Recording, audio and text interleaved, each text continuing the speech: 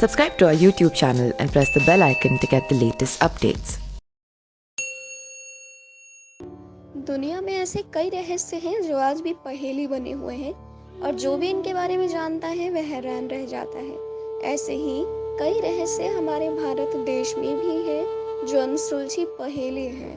आज हम भी आपको देश के एक ऐसे ही अनोखे किले के बारे में बताने जा रहे हैं जो रहस्य से भरा हुआ है। हम बात कर रहे हैं 200 साल पुराने किले की, जो रांची से 18 किलोमीटर की दूरी पर पिठौरिया गांव में स्थित है। 100 कमरों वाला ये किला अब खंडहर में तब्दील हो चुका है, क्योंकि हर साल इस किले पर बिजली गिरती है। लेकिन ये आज भी एक रहस्य है कि आखिर क्यों इसी किले पर हर साल बिजली गिरती है। तो आइए जानते हैं इसके बारे में। इस किले को राजा जगतपाल सिंह के किले के नाम से जाना जाता है।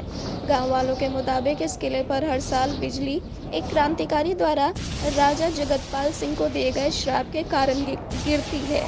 वैसे तो आसमानी बिजली का गिरना एक प्राकृतिक घटना है, लेकिन एक ही जगह पर सालों से बिजली का गिरना लोगों को जरूर सोचने पर मजबूर कर देता है। वैसे तो इस किले के राजा जगतपाल सिंह राजा प्रजा में काफी लोकप्रिय थे और उन्हें एक अच्छा राजा माना जाता था, लेकिन उनके द्वारा की गई कुछ गलतियों के कारण उनका नाम इतिहास में एक गद्दार के रूप में भी दर्ज है।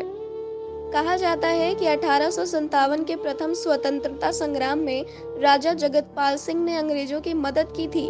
वो क्रांतिकारियों से जुड़ी हर खबर अंग्रेजों तक पहुंचाते थे। कहा जाता है कि एक क्रांतिकारी विश्वनाथ शाहदेव ने उनसे नाराज होकर उन पर हमला बोल दिया था, जिसके बाद राजा ने उन्हें पेड़ पर फांसी पर टंगवा दिया था। लोगों का मानना है कि क्रांतिकारी विश्वनाथ शाहदेव ने ही अंग्रेजों का साथ देने और देश के साथ गद्दारी करने पर राजा जगतपाल सिंह को ये श्राप दिया था कि आने वाले समय में जगतपाल सिंह का नामो निशान नहीं रहेगा और उनके किले पर हर साल उस समय बिजली गिरती रहेगी, जब तक कि किला पूरी तरह बर्बाद ना हो जाए। हालांकि वैज्ञानिकों का मानना है कि इस किले पर बिजली इसलिए गिरती है क्योंकि यहाँ मौजूद उच्च पेड़ और पहाड़ों से लो आयुष्य की मात्रा ज्यादा है, जो आसमानी बिजली को अपनी तरफ आकर्षित करती है। लेकिन लोग इस तथ्य को सिरे से खारिज कर देते हैं। उनका कहना है कि जब यह किला आबाद हुआ करता था, उस समय भी तो यहाँ के पहाड़ों में लौह अयस्क मौजूद थे और अभी के हिसाब से ज्यादा ही थे।